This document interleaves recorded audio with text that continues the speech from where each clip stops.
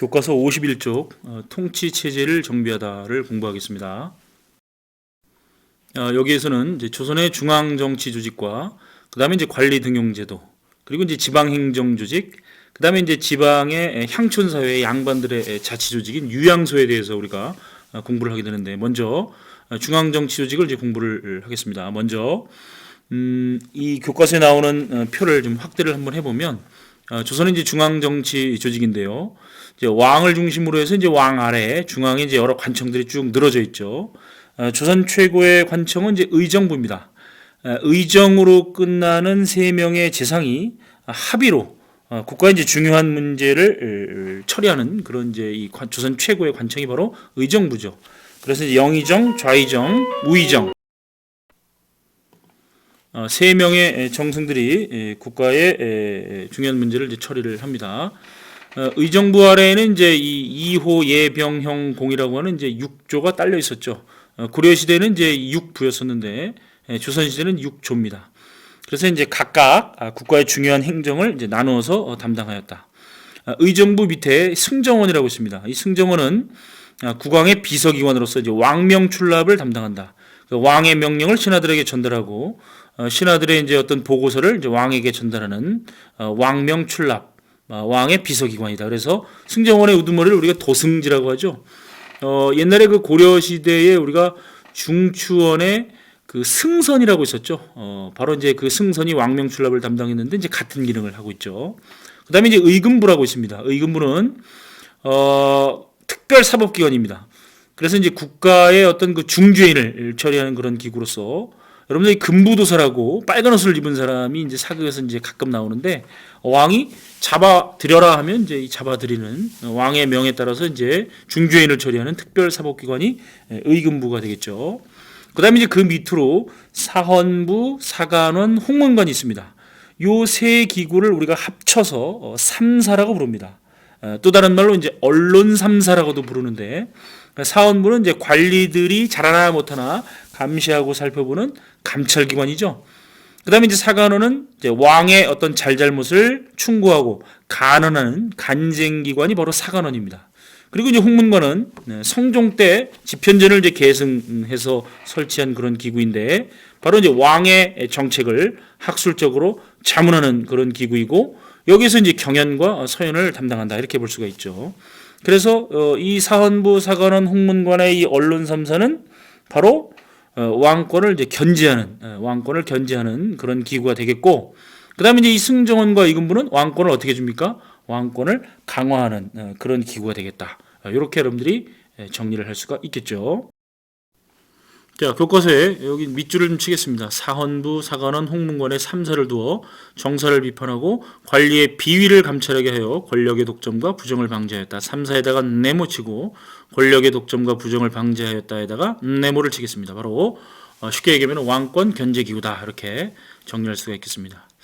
자, 조선의 이제 관리 등용 제도인데 밑줄을 치지는 않겠습니다. 조선은 이제 시험 봐서 관리를 뽑는 과거, 추천 제도인 천거, 그다음에 이제 고려 시대부터 있었던 이 음서라고 하는 시험 보지도 않고 관리를 임명하는 음서 제도, 이렇게 이제 다양한 방법으로 관리를 선발했는데, 조선 시대에 오게 되면 이제 과거 제도의 비중이 높아지죠. 고려는 이제 5품 이상의 관리의 자식은 과거 없이도 관리로 등용하게 해 주었는데, 그러나 이제 이 조선 시대 같은 경우는 음서 출신자는 고급 관리로 승진할 수가 없습니다. 그리고 이제 음서의 범위도 2품 이상의 관리의 자제로 이제 축소가 되죠. 그래서 이제 이 과거의 비중이 고려 시대보다는 이제 높아졌다. 그리고 이제 이 과거 중에서도 이제 이 문관을 뽑는 문과가 이제 가장 중요한 그런 시험으로 여겨졌죠. 그래서 이제 조선의 과거는 이제 문과, 묵과 잡과로 이루어져 있죠. 그래서 이제 고려와 다른 점이 이제 묵과가 생겼고요. 우리 이순신 장군이 바로 묵과 출신자죠.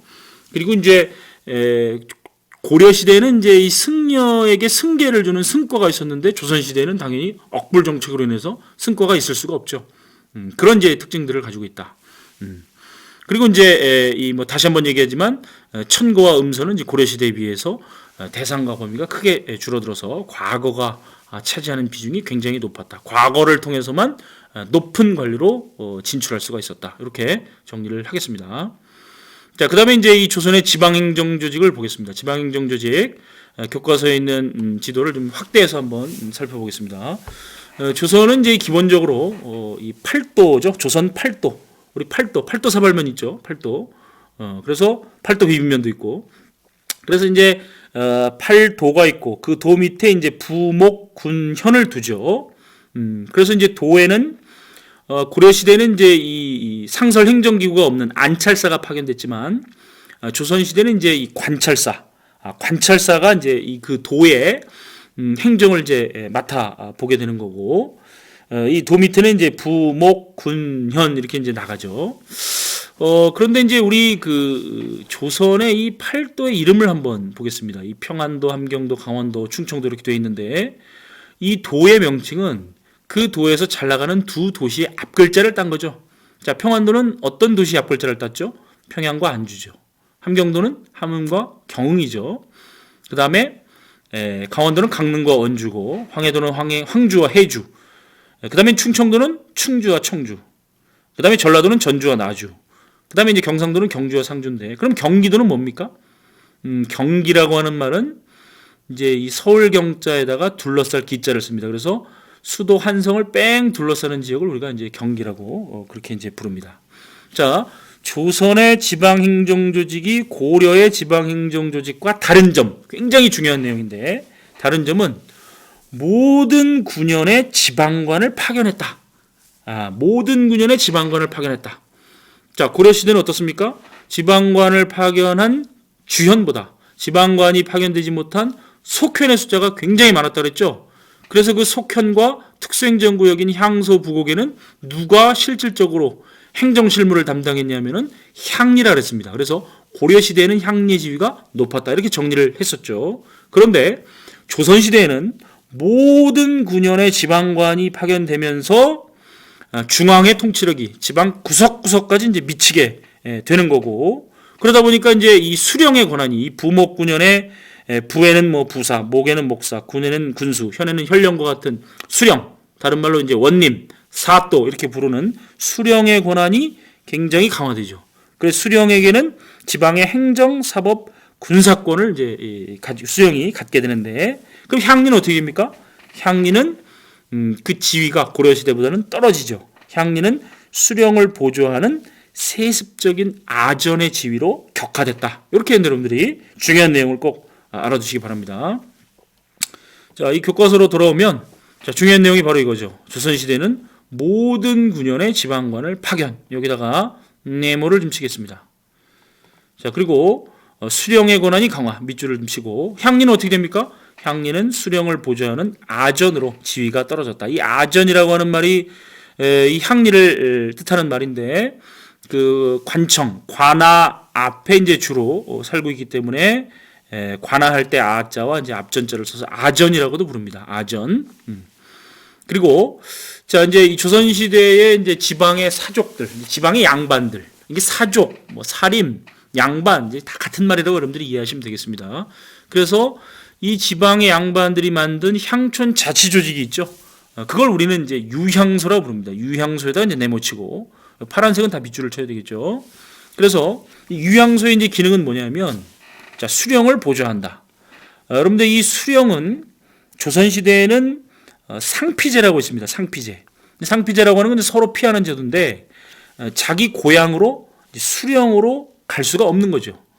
그리고 이제 같은 관청의 친인척끼리 같이 근무하지 못하게 하면서 어떤 그 부정을 방지하는 그런 이제 상피제도가 적용이 되죠. 그러니까 이 수령 같은 경우는 전혀 모르는 곳에 이제 이 지방관으로 이제 이 부임을 하게 되니까 그 지방 사정을 잘 모릅니다.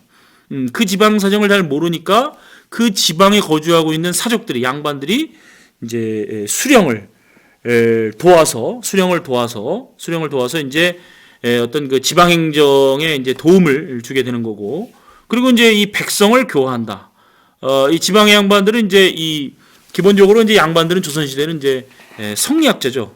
그래서 이제 이 백성들을 교화해야 할 어떤 그 책임감을 아마 느끼고 있었던 것 같습니다. 그래서 지방에 이제 유교윤리를 보급해서 백성을 교화하고, 그다음에 이제 향리를 감찰하죠. 향리에 이제 향리를 이제 이 감찰하게 되는데 향리 같은 경우는 이제 그 지방에서 계속 향리라고 하는 직역을 세습해서 향리직을 맡아보다 보니까 그 지방 사정을 너무나 잘하는 겁니다.